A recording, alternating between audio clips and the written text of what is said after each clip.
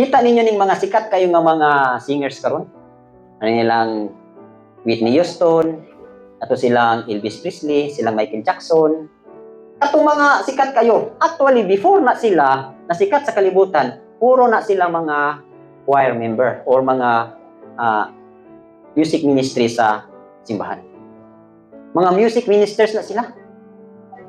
So, nindot pa kay nagkahimtang kaniadto kay naa pang balang espiritu nakiguban nila. Pero sa diha na nga nibiya na sila sa ilahang ministry kay niadto na sa kalibutan. Nibiya po tong espiritu sa ilahang sa ilaha.